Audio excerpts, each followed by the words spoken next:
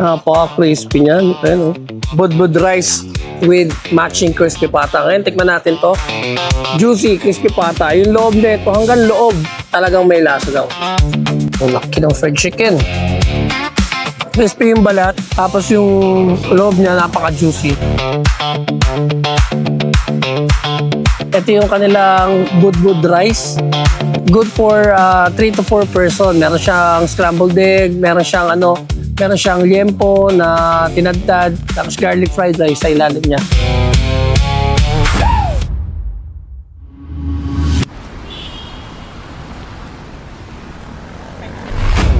So ngayong araw na to, sinama natin ang mga tropa at pupunta tayo ng Bagong Bantay, Quezon City dahil meron daw na murang crispy pata at budbud rice na talagang pinipilahan daw at dinadayo. At ang pinaka-bestseller nilang fried chicken na talagang kalasa daw ng sikat na restaurant. Tikman nyo rin po yung aming fried chicken na sabi po nila masarap. Sa mura at sarap ng pagkain nila ay talaga namang pinipilahan. Marami ng mga sikat na vlogger na dumayo para lamang matikman ang sinasabi nilang Mabisa, boneless pata. High blood talaga malala. So, ano pa hinihintay natin at sabay-sabay na natin panoorin. Tara na, let's go! Kaya Food Vlog. Kaya Food Vlog.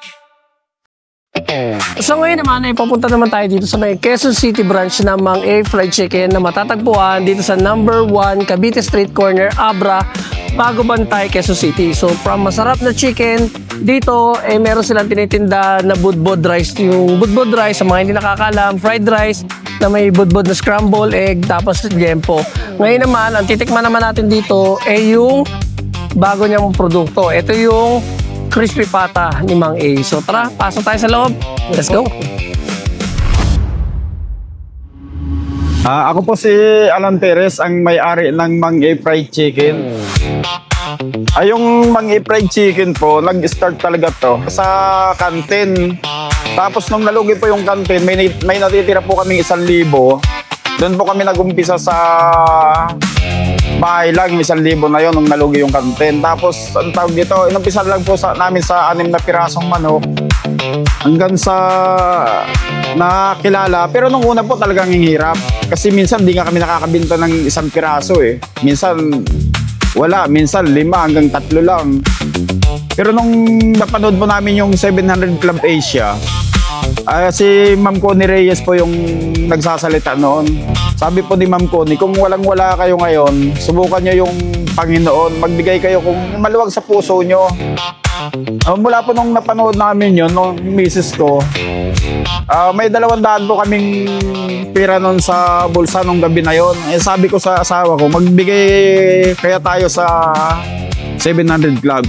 Ayun po, yung 200 po namin na natitira na yun, kinumagahan po, pinadala ko sa M. Loelier yon sa 700 Club Asia. Mula po nung nakapagbigay ako sa 700 Club Asia, wala pa po 1 linggo, dire-diretso na yung customer. Kaya naniniwala po ko na pagka kumbaga inuna mo yung Panginoon or nagbigay ka ng para sa Kanya, kumbaga ang blessings na ibibigay sa'yo parang sobra-sobra doon sa kumbaga ibinigay mo.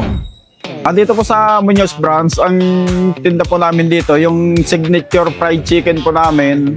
Tapos may budbud rice din po kami. Yung budbud rice po, yung tinadtad po na liempo yun at saka may nakatoppings na itlog din. Yung po nakatoppings sa fried rice. Tapos ngayon po, magkakaroon kami ng crispy pata, yung crispy pata hacks po.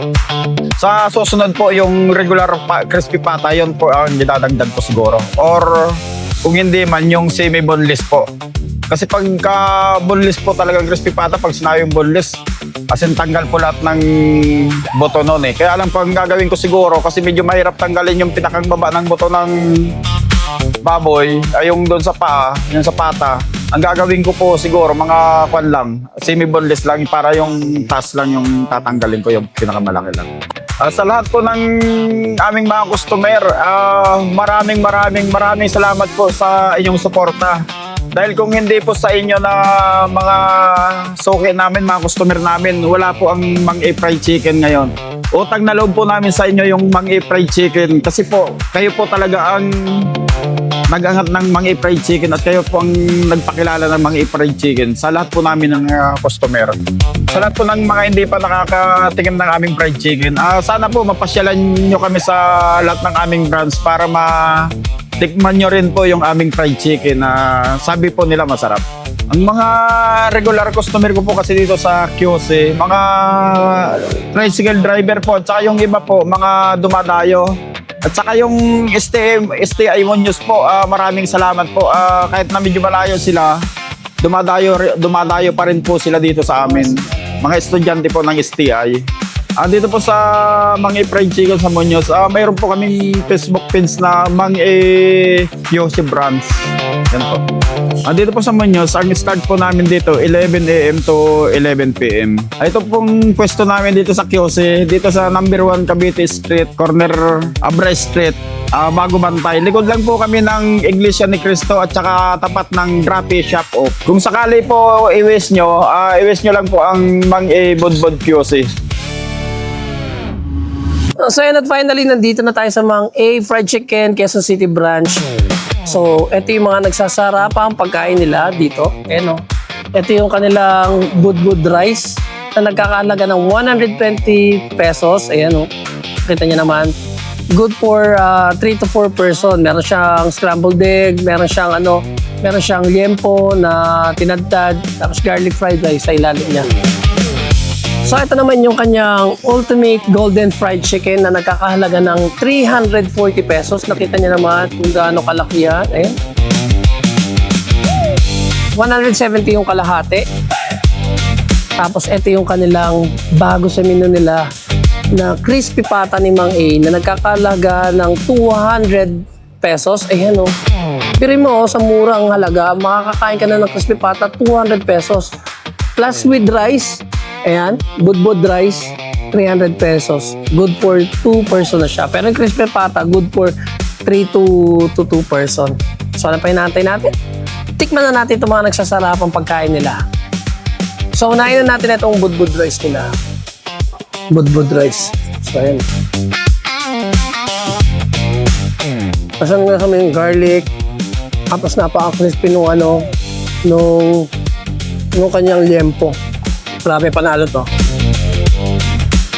Next naman natin, itong kanilang golden fried chicken. Ang laki ng fried chicken. Crispy yung balat. Tapos yung loob niya napaka-juicy.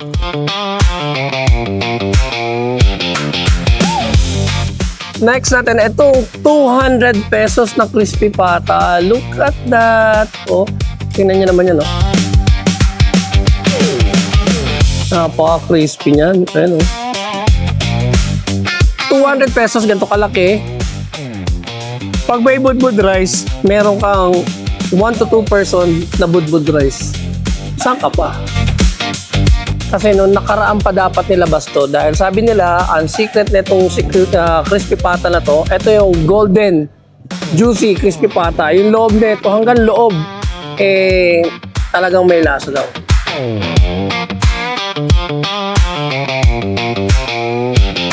Check naman natin itong laman.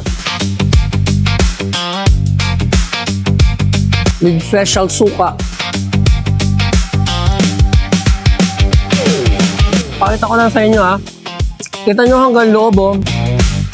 Kaya pala ganun siya kalasa. Nilagyan siya ng mga secret herbs and spices sa loob niya. So hanggang loob ng laman, may lasa yung crispy pata.